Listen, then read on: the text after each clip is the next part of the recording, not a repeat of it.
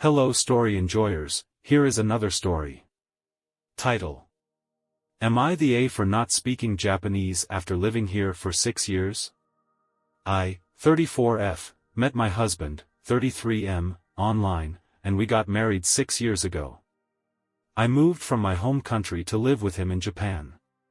He is Japanese and has a stable job here, while I work as a freelance illustrator, so relocating was manageable for me. Every day, we use English to communicate. English is not my first language, and it isn't my husband's either, but we manage to understand each other. I've been trying my best to learn Japanese to communicate better with his friends and family, but Japanese is a challenging language. I had to start from scratch with kanji, hiragana, and katakana. During the COVID lockdown in 2020, we received money from the government, and my husband bought me books and dictionaries, urging me to learn Japanese more intensively. However, he didn't teach me himself, saying that since I already speak 4 languages, adding one more should be easy. I tried, but it was never good enough for him. He always criticized my grammar. Grammar has always been a weak point for me, even in English.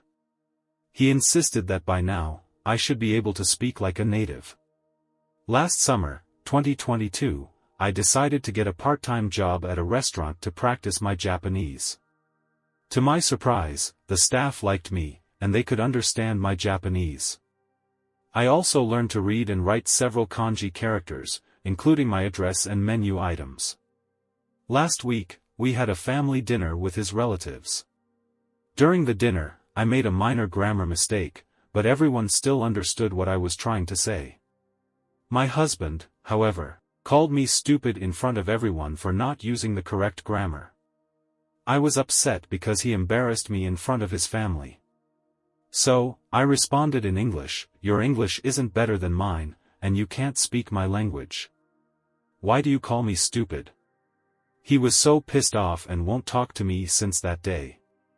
Update. So, we got divorced.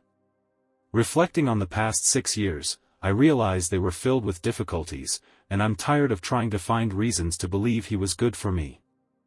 I found a full-time job at a Japanese company and started working there last January.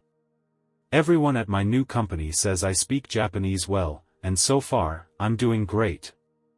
I rent my own apartment and am surviving just fine in Tokyo, despite my ex-husband saying I would never be able to survive in Japan without him. I have a crush on another guy, but I'm taking it slowly. I use only Japanese at my new job and earn almost the same amount as my ex-husband despite having worked here for just 4 months. My crush speaks only Japanese, and we communicate just fine. I kept saying my ex was a good person, and I still think he is, but he didn't treat me right. There were many things he did that harmed me physically and mentally. Before I was with him, I did some modeling on the side. I took good care of myself, but after we married, he said my looks didn't matter and that he disliked me dressing up or wearing makeup because, as a married woman, I shouldn't attract other men. I did what he wanted and kept telling myself, "Oh, this man loves me the way I am no matter how I look." But then I found out he was following sexy girls on Instagram and Twitter. He never chatted with them, so I let it slide, but I kept thinking about it. Especially since he never said anything positive about my looks. He never said anything positive about my efforts, except for my cooking. I started to feel unconfident, got depressed, and had to take antidepressants, which caused me to gain 20 kilograms over 6 years. When I said he never said anything positive about my looks or efforts, I didn't mean he always said bad things about me, he just seemed indifferent about it. Now, after we got divorced, I don't have to take my antidepressants anymore, and I've already lost 15 kilograms. I started talking to some guys until I met my current crush. I was surprised because my crush always says that I look good and nice, notices when I change my hairstyle or nails, says I smell nice, and compliments me when I do good things at work. My crush works at the same company as me. Other people also say that I look much better now and seem much happier. I want to show you my pictures so you can see the difference between when I was single, married, and single again, but I know some of you might recognize me, and then would recognize who my ex-husband is, which could cause problems for him. Anyway, how I learned Japanese, and other languages, is by listening to songs, watching movies, or listening to other people. When I couldn't understand a word or phrase, would find it in a dictionary based on how I heard it. Then I guessed how it was written so I could find the word in the dictionary or translator. I prefer using a dictionary because when I open it, I see many other words besides the one I'm looking for, and I may remember those words I accidentally find too. After I found the word and understood what it meant, I tried to make a sentence with that word and use it in real conversation.